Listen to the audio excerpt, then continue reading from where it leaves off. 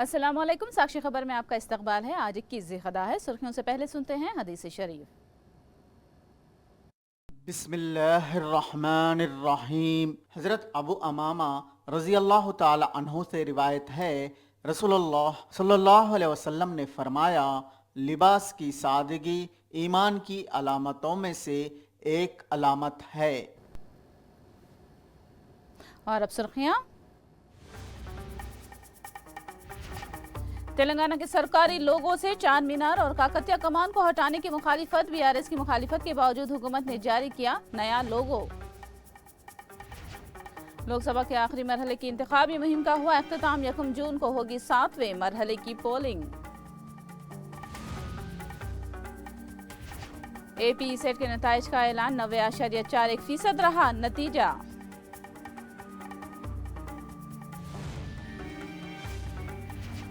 कहीं गर्मी का कहर तो कहीं सैलाब की संगीन सूरत हाल। शुमाल हिंद में गर्मी की लहर से और आसाम में सैलाब से अवाम है परेशान। और तफसील। तेलंगाना के सरकारी निशान लोगों की तब्दीली की बीआरएस ने शदीद मुखालिफत की है। केटीआर की क़यादत में बीआरएस के कायदीन और कारकुनों ने चार मीनार के दामन में जमा होकर तेलंगाना के सरकारी निशान लोगों की तब्दीली की मुखालिफत की और कांग्रेस हुकूमत को वार्निंग दी है कि अगर चार मीनार और काकतिया निशान को लोगों से हटाया जाता है तो एहतजाज में शिद्दत पैदा करेंगे। उन्होंने लोगों से चार मीनार और काकतिया कमान की तस्वीरों को हटाने के फैसले से दस्तबरदार हो जाने की मांग की। केटीआर ने तेलंगाना के सरकारी लोगों से काकतिया थुनानिम और चार मीनार की तस्वीर को हटाने की मजम्मत की। केटीआर ने कहा कि चार मीनार हजारों साल की सकाफती अजमत की अलामत है। चार मीनार हैदराबाद और तेलंगाना की पहचान है और शान है। उन्होंने कहा कि बड़े शर्म की बात है कि रेवंत रेड्डी हुकूमत बेकार वजूहात बताकर चार मीनार की तस्वीर को लोगों से हटाने का फैसला किया है।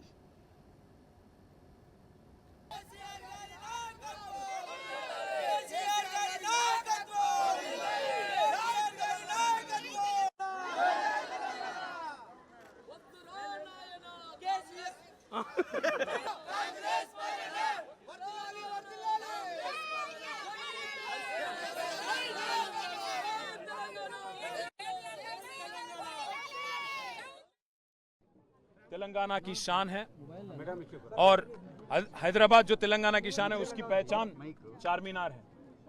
ना सिर्फ हिंदुस्तान में बल्कि पूरे दुनिया में चार मीनार और हैदराबाद दोनों एक दूसरे के साथ ऐसे जुड़े हुए हैं जिनको कोई अलग नहीं कर सकता। आज तेलंगाना की जो लोगो है, ऑफिशियल लोगो, उसमें से चार मीनार हटाने की और काकतिया आर्च हटाने की जो कोशिश हुकूमत कर रही है, तेलंगाना की कांग्रेस की हुकूमत, इसको हम पूरी तरह से इसकी मुखालिफत करते हैं। और मैं डिमांड करता हूं इस हुकूमत की और खास यहाँ की चीफ मिनिस्टर रेवंत रेड्डी से, क्या जरूरत आई थी, क्या आपको इतना इमीडिएट अर्जेंसी क्या था इसको हटाने की, और क्या जरूरी है कि तेलंगाना में 10 साल हुकूमत चलाए केसीआर साहब और जिस कदर उन्होंने तरक्की की और जो काम की के बाद 10 साल के बाद आप नहीं करना चाहते, कम से कम उनका 10 साल का जो परफॉर्मेंस रहा तेलंगाना के पूरे हिंदुस्तान में उसका आप जिक्र नहीं करना चाहते। आपको मैं कहना चाहता हूं, आपसे कहना चाहता हूं, ये कतई मंजूर नहीं है और तेलंगाना की जनता और तेलंगाना की आवाम इसका पूरी तरह से विरोध करती है। और मैं रिक्वेस्ट करना चाहता हूं गवर्नमेंट ऑफ तेलंगाना को कि आप विड्रॉ कर लें। మీరు గనక విత్డ్రా చేసుకోకపోతే తప్పకుండా ఇటు హైదరాబాద్లో కానీ అటు రాష్ట్ర వ్యాప్తంగా కానీ మరి తెలంగాణ వాదులు, తెలంగాణ ఉద్యమకారులందరూ కూడా దీన్ని వ్యతిరేకిస్తారని మళ్ళొకసారి తెలియజేస్తూ, ఇవాళ చార్మినార్ దగ్గర కూడా ప్రత్యేకంగా వచ్చింది ఎందుకంటే మరి హైదరాబాద్ అనగానే గుర్తొచ్చేది ప్రపంచవ్యాప్తంగా చార్మినార్. అట్లాంటి చార్మినార్కు 440 సంవత్సరాల పైచిలుకు చరిత్ర ఉన్న చార్మినార్. बीआरएस के एहतजाज को नजरअंदाज करते हुए कांग्रेस हुकूमत ने तेलंगाना के सरकारी लोगों को हतमी शक्ल दे दी है। तेलंगाना हुकूमत के नए लोगों में बबर वाले कौमी एल्युमिनियम को शामिल किया गया है और तेलंगाना शहदा की यादगार को लोगों में जगह दी गई है। इसके अलावा धान की कड़ियों को लोगों में शामिल किया गया है। काकतिया कमान और चार मीनार की तस्वीरों को लोगों से हटा दिया गया है। लोगों में उर्दू में हुकूमत तेलंगाना तहरीर है। पहले के लोगों में उर्दू में तेलंगाना सरकार तहरीर था। Andhra Pradesh state engineering common entrance test ECET के नताइज का ऐलान कर दिया गया है। अनंतपुर जिले के जेएनटीयू में ईसेट नताइज का ऐलान किया गया है। हायर एजुकेशन काउंसिल के चेयरमैन हेमा चंद्र रेड्डी ने ईसेट के नताइज का ऐलान किया है। आंध्र प्रदेश में इस साल ईसेट का नतीजा 90.41% रहा। इस साल 36,369 तलबा ने इम्तिहान में शिरकत की। आंध्र प्रदेश के वजीर एम नागार्जुना ने ईनाडू में शाया होने वाली झूठी खबरों की मजम्मत की। उन्होंने कहा कि रामोजी राव ने दलितों की जमीन पर कब्जा करके फिल्म सिटी बनाई, इस पर क्यों नहीं लिखा जाता। उन्होंने कहा कि तेलुगु देशम हार के खौफ से वाईसीपी को बदनाम करने की कोशिश कर रही है। नागार्जुना ने कहा कि वाईसीपी हुकूमत कानून की हुक्मरानी कर रही है। నేను అడుగుతా ఉన్నా, సిగ్గట్టా లేదు ఈ పత్రిక యజమానికి అడుగుతా ఉన్నా. దేశంలో పర్టికులర్ గా కంబైన్డ్ రాష్ట్రంలో ఆంధ్రప్రదేశ్ రామోజీ ఫిల్మ్ సిటీకి సంబంధించి నీ ఫిల్మ్ సిటీలో దళితుల భూములు ఉన్నాయి, నువ్వు అప్పళంగా కొట్టేశావు. ఏ రోజన్నా నువ్వు ఈ పత్రికలో ఎందుకు రాయలేకపోయావని అడుగుతా ఉన్నా. మీరు రాసిన వెర్రి రాతలకు ఎవరో వాళ్ళు చేయించుకున్నారు, వీళ్ళు చేయించుకున్నారు లేకపోతే అని చెప్పి రాస్తే అవి కాదు. 20 years కంప్లీట్ అవ్వాలా. మరలా ఏ దళితుడికైతే అసైన్ చేసిందో ఆ దళితుల పేరు మీద వస్తే వాళ్ళు అమ్ముకోవచ్చు, ఎవరైనా కొనుక్కోవచ్చు. ఏదో నాగార్జున ఇంకొకళ్ళో రాయించుకున్నారు చెప్తా ఉన్నారే, అవన్నీ అభూత కల్పనలు. ఎవరు రాయించుకున్నా చట్టానికి లోబడి రిజిస్ట్రేషన్ అవ్వాల్సిందే. మీకులాగా రాజధాని ప్రాంతంలో చంద్రబాబు నువ్వు నీ అండుకో 4,000 కోట్ల రూపాయలు ఖరీదు చేసే దగ్గర 1,100 ఎకరాలు మీరు రాయించుకున్నారే. రాజధాని వస్తుంది, దళితులు మీ భూములు లాగేసుకుంటారని చెప్పి అప్పళంగా 5 లక్షలు రాయించారే. దానిని ప్రజలు మర్చిపోరు.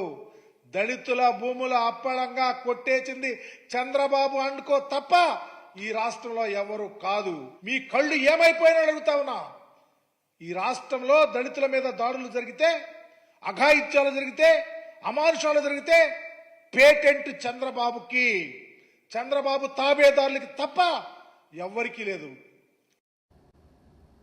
लोकसभा इलेक्शन के आखिरी और 7वें मरहले की इंतखाबी मुहिम का आज अख्तिताम हुआ। आखिरी मरहले के तहत हफ्ता 1 जून को 8 रियासतों और मरकज के जेर इंतजाम इलाकों की 57 सीटों पर पोलिंग होगी। 1 जून को जिन रियासतों में पोलिंग होगी उनमें उत्तर प्रदेश, बिहार, हिमाचल प्रदेश, पंजाब, उड़ीसा, मगरबी बंगाल, झारखंड और छत्तीसगढ़ शामिल है। 1 जून को आखिरी मरहले की पोलिंग के बाद 4 जून को वोटों की गिनती होगी और नताइज का ऐलान होगा। इंडिया इत्तेहाद और एनडीए दोनों ने कामयाबियों के दावे किए हैं।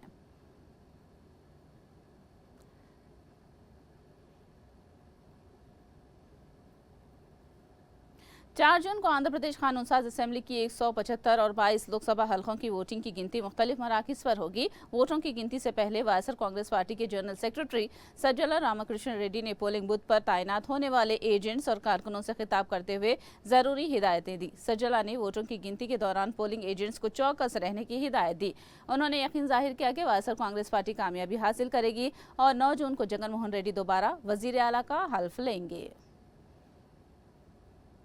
ఎప్పటికప్పుడు మనం చూస్తూనే ఉన్నాం. ఎన్నికలు పోలింగ్కు ముందు నుంచి, పోలింగ్ రోజు నుంచి చూస్తే మరీ అన్యాయంగా ఎటుపోతున్నాయి అనేది మరింత జాగ్రత్తగా ఉండాల్సిన అవసరం కనపడుతుంది. సో ఈ జాగ్రత్త అనేది ఎంత ఎక్కువగా ఉన్నదో నష్టం లేదు. పర్ఫెక్ట్గా వీలైనంత వరకు మన టీం ఒక్కటంటే ఒక్క ఓటు కూడా మనకు రావాల్సిన ఓటు అన్యాయంగా రిజెక్షన్ గురి కాకూడదు. చల్లని ఓటు అక్రమంగా కానీ ఇంకో పద్ధతిలో కానీ దబాయించి అవతల తెచ్చి వ్యాలిడ్ ఓటుగా వేయనీయకూడదు. ఈ రెండు టార్గెట్గా మనం నిలబడాలా. మళ్ళీ అధికారంలోకి వస్తున్నాం, ప్రమాణంగా వస్తున్నాం. 9న ప్రమాణ స్వీకారం ఉంటుంది, ఇందులో ఎలాంటి డౌట్ లేదు. అయితే దానికి ఏదో మనం వాళ్ళ ఆటలు సాగనించి వాళ్ళు పెట్టే జరిపే సైకలాజికల్ వాటన్నిటి మనం తట్టుకొని మనం ఏదో ఇది కాకుండా ముందు ప్రియంటివ్ వాళ్ళను ఒక్క ఆట కూడా సాగనివ్వకుండా ఏం చేయాలనే ఉద్దేశంతో మోర్ అలర్ట్గా ఉంటున్నాం. అది దృష్టిలో పెట్టుకోండి. మళ్ళీ అధికారంలోకి వస్తున్నాం, ప్రమాణంగా వస్తున్నాం. 9న ప్రమాణ స్వీకారం ఉంటుంది, ఇందులో ఎలాంటి డౌట్ లేదు. అయితే దానికి ఏదో మనం వాళ్ళ ఆటలు సాగనించి వాళ్ళు పెట్టే జరిపే సైకలాజికల్ వాటన్నిటి మనం తట్టుకొని మనం ఏదో ఇది కాకుండా ముందు ప్రియంటివ్ వాళ్ళను ఒక్క ఆట కూడా సాగనివ్వకుండా ఏం చేయాలనే ఉద్దేశంతో మోర్ అలర్ట్గా ఉంటున్నాం. అది దృష్టిలో పెట్టుకోండి. कांग्रेस कायद जयराम रमेश ने दावा किया कि 4 जून को वोटों की गिनती के दिन इंडिया इत्तेहाद कामयाबी दर्ज करेगी और नरेंद्र मोदी वजारत उज़्मा के ओहदे से विदाई ले लेंगे।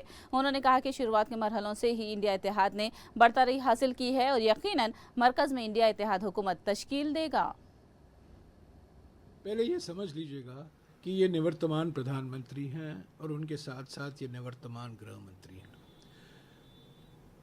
486 सीटों में तो चुनाव हो चुका है, पर पहले 2 चरण के बाद ही ये बिल्कुल क्लियर हो गया था कि इंडिया जनबंधन के पार्टियों को स्पष्ट और निर्णायक जनादेश मिलेगा।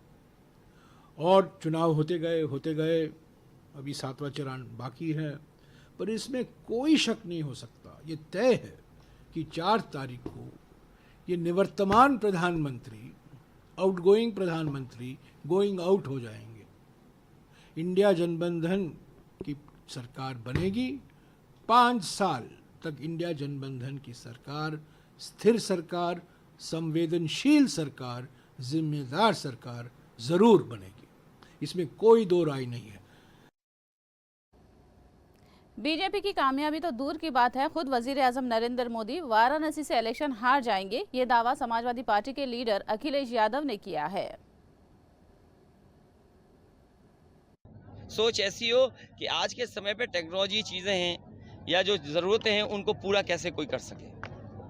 सवाल चेहरे का नहीं है, हमें वो चेहरा नहीं चाहिए जो बार बार रंग बदल करके आता है, अपनी ड्रेस बदल करके आता है, मेकअप करके आता है। हमें ऐसा कोई चेहरा नहीं चाहिए।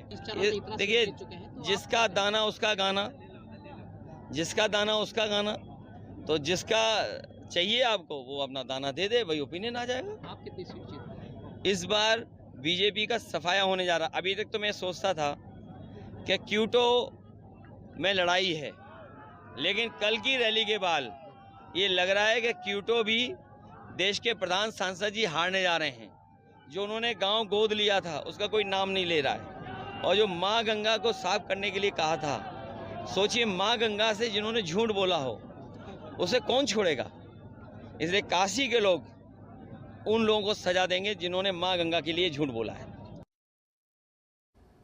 अखिलेश यादव को दिन में ख्वाब देखना छोड़ देने का माधवी लता ने मशवरा दिया है। माधवी लता ने अखिलेश यादव के दावे को मानने से इनकार किया कि मरकज में बीजेपी इख्तिदार बरकरार नहीं रखेगी।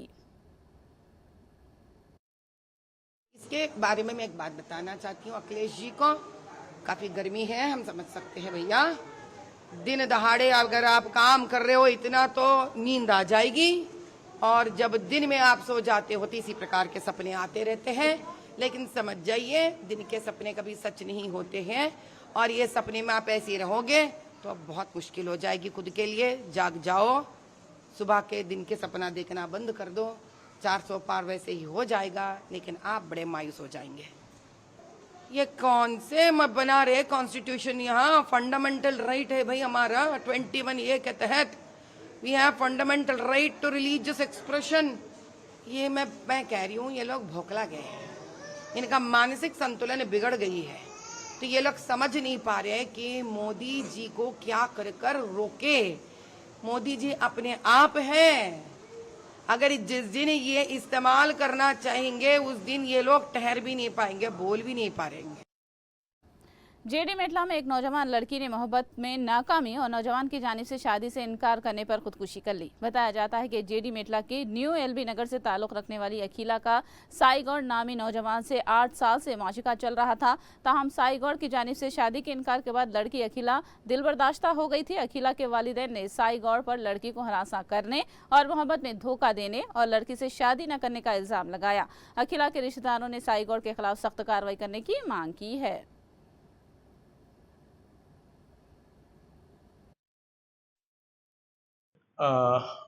నిన్న మనకి ఒక అఖిల అని చెప్పేసి ఒక అమ్మాయి చనిపోయిన విషయంలో వాళ్ళ ఫాదర్ కుమార్ అని చెప్పేసి కంప్లైంట్ ఇవ్వడం జరిగింది. దీంట్లో వాళ్ళ కంప్లైంట్ ఏంటంటే ఈ అఖిల అనే అమ్మాయిని అదే కాలంలో ఉండే అఖిల్ గౌడ్ అనే వ్యక్తి గత 7 సంవత్సరాల నుంచి కూడా ప్రేమిస్తున్నానని వెంటబడటము, ఆ తర్వాత కాలంలో ఆ అమ్మాయి అతని ప్రేమను యాక్సెప్ట్ చేసి ఇంట్లో వాళ్ళకి ఇంటిమేషన్ చేయడం జరిగింది. ఇంట్లో వాళ్ళు కూడా వాళ్ళ ప్రేమను ఒప్పుకొని పెళ్లి చేద్దామని అనుకున్నారు. ఈ మధ్య కాలంలో అఖిల్ గౌడ్ ఈ పెళ్లి ప్రస్తావన ఎప్పుడు వచ్చినా కూడా అమ్మాయిని ఇబ్బంది పెడుతూ దాన్ని డ్రాగాన్ చేసుకుంటూ రావడంతో మనస్తాపం చెంది ఈ అఖిల చనిపోవడం జరిగింది. మొన్న నైట్ జరిగింది ఇది. ఇమీడియట్లీ బాడీ షిఫ్ట్ చేయడం జరిగింది. నిన్న వాళ్ళ ఫాదర్ కుమార్ గారు ఇచ్చినటువంటి కంప్లైంట్ మీద పోస్ట్మార్టం చేసి బాడీ హ్యాండ్ ఓవర్ చేయడం జరిగింది. ఫర్దర్ ఇన్వెస్టిగేషన్ నడుస్తుంది. వాళ్ళ ఫాదర్ తోటి మరి అక్కడ ఉన్న వాళ్ళతోటి కూడా ఇంతకుముందు ఏం జరిగింది ఏంటి అనేది ఇన్వెస్టిగేషన్లో వచ్చేస్తుంది. దాని తర్వాత కేసు ఫైనలైజ్ చేస్తాం.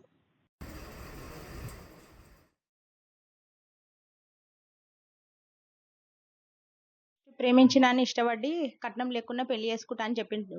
తర్వాత కొన్ని రోజుల తర్వాత మళ్ళీ ఆశ ఏం పుట్టిందో ఏమో 70 లక్షల కట్నం అమ్మాయిని చూసుకున్నా అని చెప్పిండు. చెప్పి అప్పటి నుంచి ఇంకా టార్చర్ చేయడం, అంటే నేను ఎక్కువ ఏమి ఇయ్యలేనని. వాళ్ళు చుట్టాల తరపున అయితే 70 లక్షలు కట్నం వస్తుందని, మా చెల్లికి కూడా 70 లక్షల కట్నం చూస్తున్నా, మా చెల్లి పెళ్ళి అయిన తర్వాత పెళ్లి చేసుకుంటా అని చెప్పిండు. ఇవన్నీ చేసిండు సార్. ఇంకా ఇంతకంటే మేము ఏం చెప్తాం సార్, చెప్పండి. ఇంకా మీరే అర్థం చేసుకోవాలి. మా కూతురికి జరిగిన అన్యాయం ఇంకో కూతురికి జరగకూడదు సార్. కఠినంగా శిక్ష చేయాలి సార్, కఠినంగా శిక్ష చేయాలి. పాపని అన్యాయం చేసింది, అని కఠినంగా శిక్షించాలని కోరుకుంటున్నాను. అఖిల్ గౌడ్ని 7 సంవత్సరాల నుండి అది టార్చర్ పెడుతుందంట. ఏం టార్చర్ పెడుతున్నా నోట్ చూస్తేనే మాకు అర్థమైంది టార్చర్ పెట్టేది. అమ్మాయి కూడా మాకేం చెప్పుకోలేదు. అమ్మాయి కూడా ఏమైనా చెప్తే మేము ఏమైనా చేస్తుంటే ఏం చెప్పకపోయినా ఇది కారణమైంది ఇట్లా. महकमे मौसमियात ने अगले 24 घंटों के दौरान मानसून के केरला के साहिल में आमद की पेश कयासी की है। ताहम आंध्र प्रदेश में अगले 2 दिनों के दौरान मौसम के खुश्क रहने का कयास लगाया गया है। 2 दिनों बाद मौसम में तब्दीली और बारिश की पेश कयासी की गई है। माहिर मौसमियात सुनंदा ने बताया कि मानसून पहले रायलसीमा पहुंचेगा, इसके बाद रियासत के दूसरे हिस्सों की सिमत पेशकदमी करेगा। నైరుతి ఋతుపవనాలు విస్తరించినటువంటి పరిస్థితి ఉంది. అయితే దీనికి క్రైటీరియా అనేది ఉంటుంది. సో లాస్ట్ 2 డేస్ నుంచి గమనిస్తున్న రెయిన్ఫాల్ అలాగే విండ్ క్రైటీరియా ఇవన్నీ ఉంటాయి. సో అవన్నీ సాటిస్ఫై అయిన కారణం చేత ఈరోజు కేరళ ప్రాంతాన్ని ఈ నైరుతి ఋతుపవనాలు ప్రవేశించినట్లుగా డిక్లేర్ చేయడం జరిగింది. కేరళతో పాటు సౌత్ తమిళనాడులో కొంత భాగము, కొమరిన్ రీజియన్, అలాగే ఇంకా నార్త్ ఈస్ట్ బంగాళాఖాతం ఇది. సో ఈ నార్త్ ఈస్ట్ బంగాళాఖాతాన్ని కూడా కవర్ చేస్తూ సిక్కిం ప్రాంతం వరకు కూడా ఈ యొక్క లైన్ వస్తుంది. అంటే బ్లూ లైన్ ఈజ్ ఇండికేటింగ్ అంతవరకు నైరుతి ఋతుపవనాలు వచ్చినాయి అనే దాన్ని ఇండికేట్ చేస్తుంది. ఇది అయితే నార్మల్ అనమాట. ఇన్ జనరల్గా June 1 కేరళని తాగుతుంది. అంటే ఈసారి మాత్రం 30th కేరళలో ఉన్నటువంటి చాలా భాగాన్ని కవర్ చేయడం జరుగుతుంది.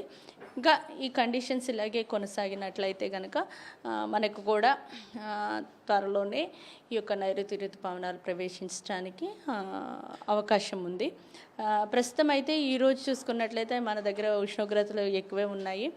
ఇంకా మనకి నైరుతి ఋతుపవనాలు రాలేదు కనుక కొంచెం పగటి ఉష్ణోగ్రతలు ఎక్కువ ఉంటాయి. అలాగే కొన్ని చోట్ల నైట్ టైం టెంపరేచర్స్ కూడా ఉన్నాయి. ఇంకా మనకి నార్త్ వెస్టర్లీ విండ్స్ అంటే వాయవ్య దిశగా లేదా పశ్చిమ దిశగా గాలులు వీస్తున్న కారణం చేత మన ఆంధ్ర రాష్ట్రంలో కొంచెం టెంపరేచర్స్ అయితే ఎక్కువే ఉన్నాయి.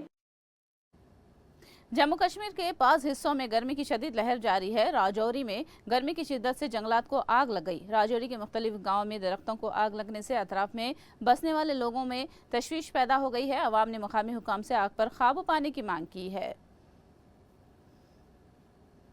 सब डिवीज़न का इलाका है, चिंगस पड़ता है। यहाँ पे लोगों को काफ़ी आबादी है, घनी आबादी का इलाका है। जंगल में आग लगी हुई है, काफ़ी लोगों को मुश्किल हो रही है।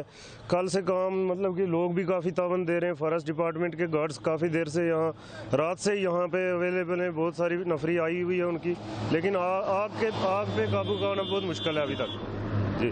कौन सा एरिया जहाँ पे आग लगी हुई है? ये चिंगस का इलाका है जी। हाँ, चिंगस में ये नौशहरा सब डिवीज़न का इलाका पड़ता है। यहाँ बहुत कल से आग लगी हुई है। यहाँ जंगल में बहुत ज़्यादा धुआं और हमें भी बहुत ज़्यादा मुश्किल हो रही है। यहाँ पे काम करते हैं होटल पे, बहुत दिक्कत हो रही है। धुआं लग रहा है, खाना नहीं बन रहा, बहुत डस्ट हो रही है, दिक्कत हो रही है आने जाने वाले लोगों को भी। सफोकेशन कितनी हो रही है? बहुत ज़्यादा हो रही है। सर मेरा नाम दयाल सिंह है, मैं deputy inspector forest protection force से हूँ और चिंगस ब्लॉक में काम कर रहा हूँ। मुश्किल तो होती है कि लेकिन हमने ट्रेनिंग की हुई है इसके लिए। हमने पुलिस की ट्रेनिंग की है, फॉरेस्ट की भी ट्रेनिंग की हुई है। और जब हम फॉरेस्ट में नहीं थे तो तब भी यहाँ हम आग बचाते थे। जब हम कॉलेज में पढ़ते थे, स्कूल में पढ़ते थे, अपने एरिया को कभी हमने ऐसे जलने नहीं दिया। तो हमें शुरू से ट्रेनिंग है, लेकिन मुश्किल तो है, गर्मी है, लोग भी कॉपरेट कर रहे हैं, ये आग अपने आप तो लगी नहीं है, लगाई जाती है। तो हम सभी से यही अपील करेंगे कि जंगल एक साबित होना है, इसको बचाना है। हमारा मकसद ही है जंगल बचाना। अगर जंगल है तो हम हैं, जंगल नहीं है तो कुछ भी नहीं है। शुमाली हिंदुस्तान गर्मी की लपेट में है। दिल्ली में दर्जे हरारत 50 डिग्री से तजावुज कर गया है। राजस्थान, दिल्ली और हरियाणा में गर्मी की लहर है। गुजरात में भी गर्मी की लहर है। गुजरात में राहगीरों को राहत पहुंचाने के लिए चौराहों पर शामियाने नस्ब किए गए हैं। अच्छी कामगिरी है, इससे लोगों को काफी राहत मिल रही है और ऐसे हर जगह होना चाहिए क्योंकि टेम्परेचर बाहर बहुत है। अच्छा लगता है कि कोई तो ध्यान रख रहा है, सरकार ध्यान तो रख रही है हम लोगों का।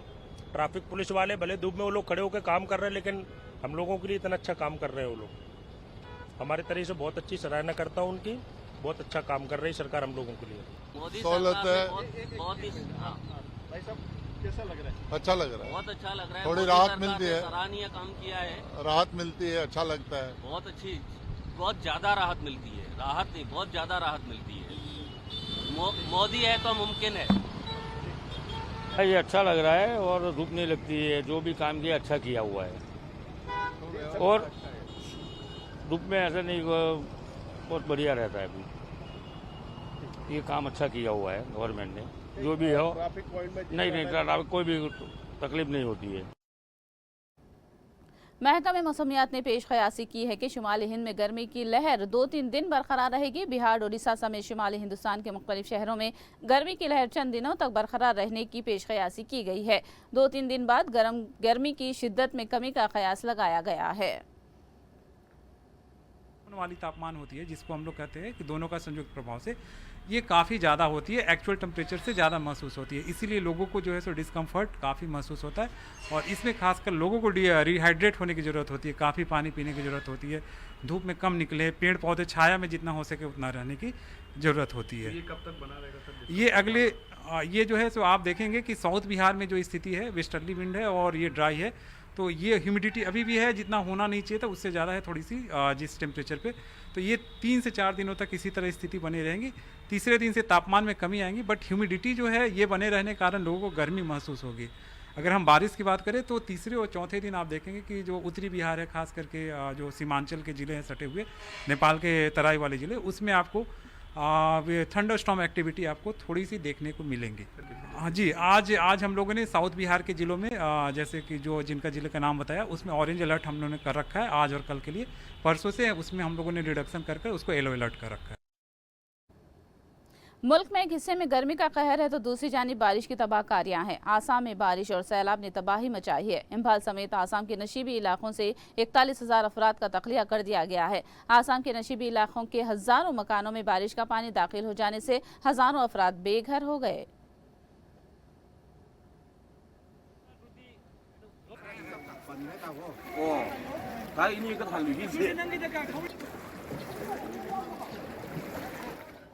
आखिर में सुर्खियां एक बार फिर। तेलंगाना के सरकारी लोगों से चार मीनार और काकतिया कमान को हटाने की मुखालिफत। बीआरएस की मुखालिफत के बावजूद हुकूमत ने जारी किया नया लोगो। लोकसभा के आखिरी मरहले की इंतखाबी मुहिम का हुआ इख्तिताम। 1 जून को होगी 7वें मरहले की पोलिंग।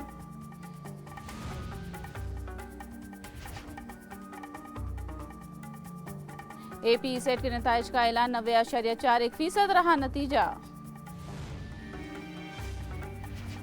कहीं गर्मी का कहर तो कहीं सैलाब की संगीन सूरत हाल। शुमाली हिंद में गर्मी की लहर से और आसाम में सैलाब से अवाम परेशान। साक्षी खबर में फिलहाल इतना ही। साक्षी टीवी पर खबरों का सिलसिला जारी रहेगा।